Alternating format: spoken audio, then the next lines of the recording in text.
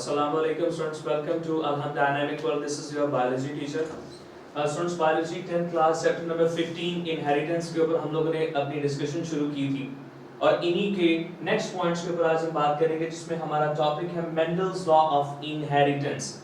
Mendel के विरासत के कवानीन कि मेंडल किस तरह इस बात को प्रूव कर रहा है कि जेनेटिक जो कैरेक्टर्स होते हैं वो एक ऑर्गेनिज्म की बॉडी से उनके न्यूरॉन की बॉडी में ट्रांसमिट होते हैं, क्योंकि नेचर का यही फिनोमेना है कि कैरेक्टर्स की प्रिजर्वेशन होती है।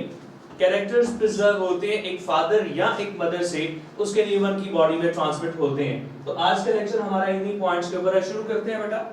ग्रिगोर जोहान मेंडल ये इनहेरिटेंस की फील्ड में एक बहुत ही पायनियर नेम है। सबसे पहले जिन्होंने जेनेटिक्स के ऊपर प्रॉपर डिस्क्रिप्शंस दी वो ग्रिगोर जोहान मेंडल ही थे। इनके बारे में चंद एक बातें आपकी बुक एक्सप्लेन करती है कि ग्रिगोर जोहान मेंडल एक प्रीस्ट थे बाय प्रोफेशन।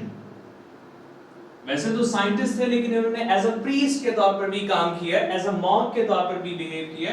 और इन ऑस्ट्रिया के अंदर ये एक प्रीस्ट थे, एक पादरी थे।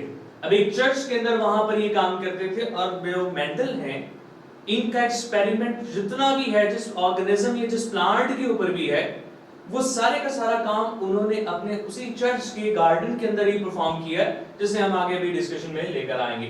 अब ग्रिगोर जोहान मेंडल को फादर ऑफ जेनेटिक्स भी कहते हैं। अब क्यों फादर्स कहते हैं? क्योंकि इन्होंने जेनेटिक्स के उनकी पॉइंट्स के तौर पे ऊपर डिस्कशन की जो आज हम प्रिंसिपल्स ऑफ जेनेटिक्स के तौर पे जानते हैं। प्रिंसिपल्स ऑफ जेनेटिक्स, जेनेटिक्स के उन्होंने प्रिंसिपल्स की डिस्कवरीज की कि किस तरह से कैरेक्टर ट्रांसमिट होते हैं। कोई अगर फैक्टर, कोई कंपोनेंट या कोई ट्रेट अगर एक पेरेंटल ऑर्गेनिज्म से उसके न्यूरॉन की बॉडी में ट्रांसमिट हो रहा है, तो वो जो लिंकेज है, वो जो उन्हें लेकर आने वाले जो पार्ट्स हैं, वो जो एरियाज हैं, वो कौन से हैं? ग्रिगोर जोहान मेंडल ने बताया। मेंडल ये कहता है कि कैरेक्टर फादर से या मदर से जब उसके न्यूरॉन की बॉडी में आते हैं, तो वो जो फैक्टर होते हैं, ये जो स्पेशल फैक्टर है, यही वो कैरेक्टर्स को लेकर आते हैं। Special factor transmit that characters, ये जो स्पेशल फैक्टर्स होते हैं यही कैरेक्टर को ट्रांसमिट करते हैं। हालांकि ग्रिगोर जोहान मेंडल को उन कैरेक्टर्स का, उन फैक्टर्स का नाम नहीं पता था। आज की लेटेस्ट डिस्कवरीज उनके नाम को एज ए जीन के तौर पे शो करती हैं।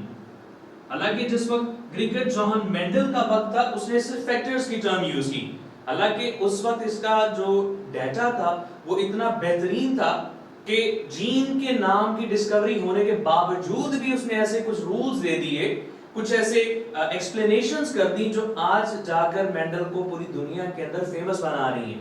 तो ग्रिगोर जोहान मेंडल जो फादर ऑफ जेनेटिक्स था, उसने कहा कि जो जीन्स हैं या जो स्पेशल फैक्टर्स हैं वही कैरेक्टरिस्टिक्स को पेरेंट से उसके न्यूरॉन की बॉडी के अंदर लेकर आते हैं।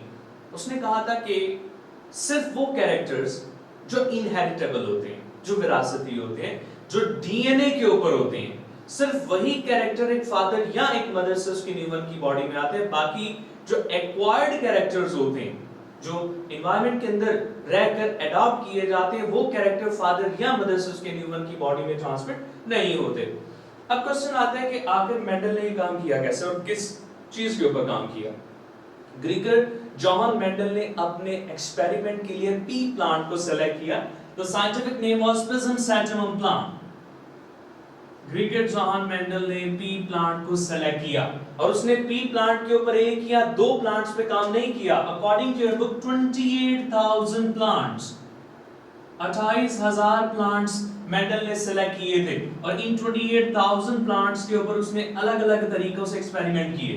As I explained you in the previous point कि ग्रिगोर जोहान मेंडल जिस जगह का प्रीस्ट था, उसी जगह या उसी गार्डन के ऊपर जो पी प्लांट्स पाए जाते थे, उसने उनके ऊपर एक्सपेरिमेंट किए और 28,000 प्लांट के ऊपर एक्सपेरिमेंट करके उसने अपने सारे डाटा को कलेक्ट किया और कलेक्ट करने के बाद उन्हें एक वे के अंदर एक्सप्लेन किया और फिर जाकर उसके काम की पब्लिकेशंस हुई। क्वेश्चन ये राइज होता है कि why Mendel selected the P plant? Mendel ने पी प्लांट को ही क्यों सिलेक्ट किया? उसके पास क्या अवेलेबल और प्लांट्स नहीं थे? क्या उसके गार्डन में सिर्फ पी प्लांट थे? और अगर कोई और भी थे तो मेंडल ने उन्हें सिलेक्ट क्यों नहीं किया? ये आपकी बुक पॉइंट कहती है बेटा कि जिस वक्त मेंडल ने एक्सप्लेनेशंस दी थी अपने वर्क को पब्लिश करने के लिए जब उसने डाटा को सिस्टमाइज्ड वे में लिखा था, तो उसने प्रॉपर इस बात को एक्सप्लेन भी किया था कि उसने पी प्लांट को सिलेक्ट क्यों किया है। उसके पीछे चंद एक रीजन थी पी प्लांट को सिलेक्ट करने की। उसके पीछे ये जो 3 प्राइम रीजन थी वही मेंडल ने एक्सप्लेन की कि मैंने इन 3 वजहों की प्रॉपर्टीज की वजह से मैंने पी प्लांट को सिलेक्ट किया। अब वो कौन सी थी? पहला, कंट्रास्टिंग ट्रेड्स होने चाहिए। मेंडल कहता है कि जो प्लांट आपने सिलेक्ट करना है उसमें बहुत सारे अलग अलग ट्रेड्स होने चाहिए। ऐसा नहीं है कि आप एक ऑर्गेनिज्म सिलेक्ट करते हैं जिसकी बॉडी में ट्रेड्स ही 2 हैं, या उसकी बॉडी के वो फिनोमेना जो जेनेटिकली इनहेरिटेड हो सकते हैं वो 2 या 3 कैरेक्टर्स हैं, दैट्स इट। उसने कहा कि जो ट्रेड्स आपने सिलेक्ट करने हैं, जिस ऑर्गेनिज्म के पार्ट्स या कंपोनेंट्स को आपने देखना है, उन पार्ट्स या उन कंपोनेंट्स के ऊपर मोर देन 1 ट्रेड्स होने चाहिए, बहुत सारे ट्रेड्स होने चाहिए। Many traits should be present. वहां पर बहुत सारे अलग अलग ट्रेड्स होने चाहिए। अब वो सारे के सारे जो ट्रेड्स है वो कंट्रास्टिंग ट्रेड्स होने चाहिए। अब क्वेश्चन आता है कि कंट्रास्टिंग ट्रेड्स क्या होने चाहिए?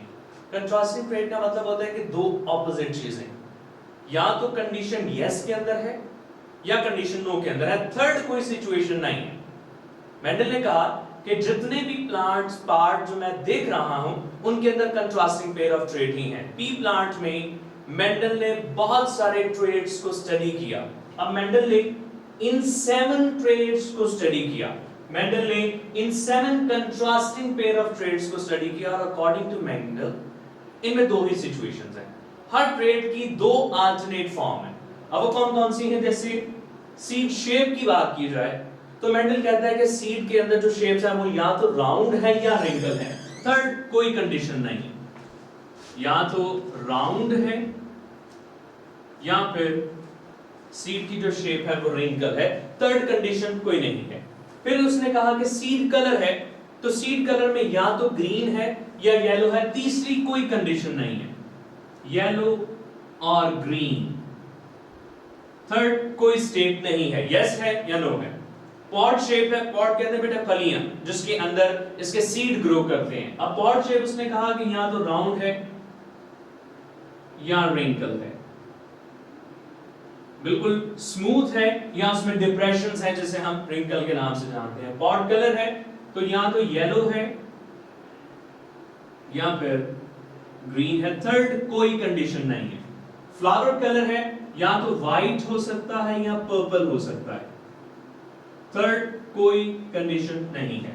फ्लावर की पोजीशन या तो एक्सियल बिल्कुल सेंटर में हो सकती है या टर्मिनल हो सकती है साइड पर, थर्ड कोई स्टेट नहीं है। प्लांट की हाइट या तो ये प्लांट टॉल हो सकते हैं या ये डवार्फ हो सकते हैं, थर्ड कोई कंडीशन नहीं है।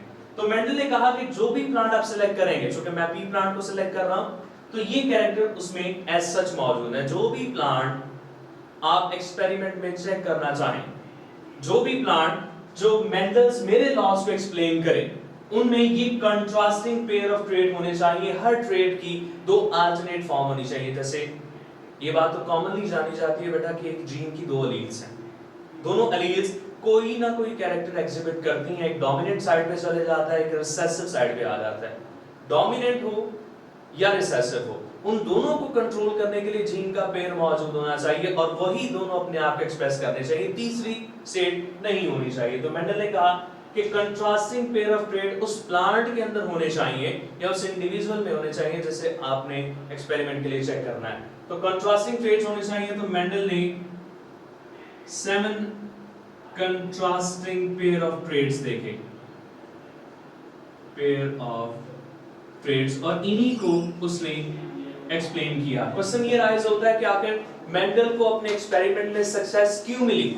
उसके एक पॉइंट के ऊपर हम आगे बात करेंगे कि उसने ट्रेड्स की जो कैलकुलेशंस हैं, ट्रेड्स की जो स्टडी है वो बड़े सिस्टमैटिक वे के अंदर की। उसने कोई इररेगुलर वे में काम नहीं किया कि पहले उसने शीट शेप देख ली तो साथ ही उसके साथ ये 2-3 और मिक्स कर लिए, नहीं।